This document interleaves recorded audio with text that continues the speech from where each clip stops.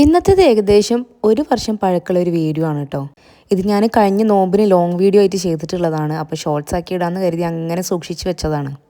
ഇപ്പോഴാണ് അതിനുള്ള സമയമായത്. അപ്പോൾ ഇന്നത്തെ നമ്മളെ റെസിപ്പി പാൽപ്പത്തിരിയാണ് കേട്ടോ. ഭയങ്കര സിമ്പിളാണ് ഉണ്ടാക്കാൻ, നല്ല ടേസ്റ്റുമാണ് കഴിക്കാൻ.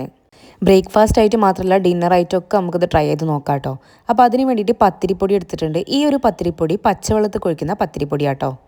കണ്ണൂർ സ്റ്റൈലിലുള്ള ചോറ്റരി കൂടുതൽ ഇട്ടിട്ട് ചെയ്യുന്ന ആ ഒരു പത്തിരിപ്പൊടിയാണ്.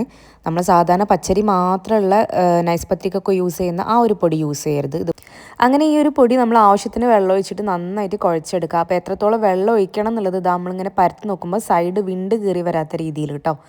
ഇനി കയ്യിൽ ലേശം വെളിച്ചെണ്ണ ആക്കിയതിന് ശേഷം ഇതുപോലെ ഇങ്ങനെ റൗണ്ട് ആക്കിയിട്ട് പരത്തിയെടുത്തിട്ട് ഇങ്ങനെ ഓരോന്നായിട്ട് നമ്മളെ ചൂടായിട്ടുള്ള തവയിലേക്ക് വെച്ച് കൊടുക്കുക കേട്ടോ. ചെറിയ കട്ടിയിൽ നല്ല കുഞ്ഞായിട്ട് അങ്ങനെ വേണം ഈ ഒരു പത്തിരി ഉണ്ടാക്കിയെടുക്കാൻ. സാധാരണ നമ്മൾ കട്ടിപ്പത്തിരി നമ്മൾ മലപ്പുറം സ്റ്റൈലിൽ ഉണ്ടാക്കുന്ന അത്രയും വലിപ്പമൊന്നും വേണ്ട കേട്ടോ. ഇനി തിരിച്ചു മറിച്ചു ഇട്ടിട്ട് ഇങ്ങനെ പൊള്ളിച്ചെടുക്കുകയാണ് വേണ്ടത്. ഒരു മീഡിയം ഫ്ലെയിമിൽ ഇട്ടാൽ മതി. ഓവർ ഹൈ ഫ്ലെയിമിൽ ഇട്ടാൽ പെട്ടെന്ന് പുറം ഭാഗം കരിഞ്ഞു പോവും, പക്ഷേ ഉള്ളിൽ വേവില്ല. അപ്പോൾ ഈ ഒരു വൈറ്റ് കളറിൽ അതേപോലെ മെയിൻറ്റെയിൻ ചെയ്യണമെന്നുണ്ടെങ്കിൽ ഒരു ലോ ടു മീഡിയം ഫ്ലെയിമിൽ ഇട്ടിട്ട് ഇങ്ങനെ തിരിച്ചു മറിച്ചിട്ട് കൊടുക്കുക. എന്നിട്ട് ഇതുപോലെ ക്ലോത്ത് വെച്ചിട്ട് ഇങ്ങനെ അമർത്തി കൊടുക്കുക. അപ്പോൾ ഇങ്ങനെ ഉൾഭാഗം പൊള്ളിയിട്ട് നമുക്കിങ്ങനെ പോക്കറ്റ് പോലെ ആയിട്ട് അങ്ങനെ വരും. അപ്പോൾ പൊള്ളി കഴിഞ്ഞാൽ പിന്നെ നമുക്കിത് മാറ്റാം കേട്ടോ. ഇത് ഉള്ളി കുക്കായി വരാൻ കുറച്ച് ടൈം എടുക്കും കേട്ടോ.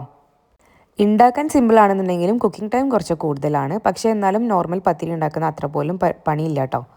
അപ്പോൾ ഇനിയിപ്പോൾ നോമ്പൊക്കെ ആണല്ലോ വരുന്നത്. അപ്പോൾ ആ സമയത്തൊക്കെ ഈ ഒരു പച്ചവെള്ളത്തിൽ കുഴക്കുന്ന പൊടി ഉണ്ടാക്കി വെച്ചാൽ ഇതുപോലുള്ള ഒരുപാട് ഐറ്റംസ് അത് വെച്ചിട്ട് ഉണ്ടാക്കാൻ പറ്റും. നമുക്ക് നൂൽപുട്ട് അങ്ങനെയുള്ളതൊക്കെ ഉണ്ടാക്കാൻ വേണ്ടി പറ്റും കേട്ടോ. ഇനി ഇതാ നമ്മൾ സെർവ് ചെയ്യാൻ ടൈം ആയപ്പോൾ ഒരു പ്ലേറ്റിലേക്ക് നിരത്തി കൊടുത്തിട്ടുണ്ട്. ഇനി അതിലേക്ക് ഒഴിച്ചു കൊടുക്കുന്ന തേങ്ങാപ്പാലാട്ടോ.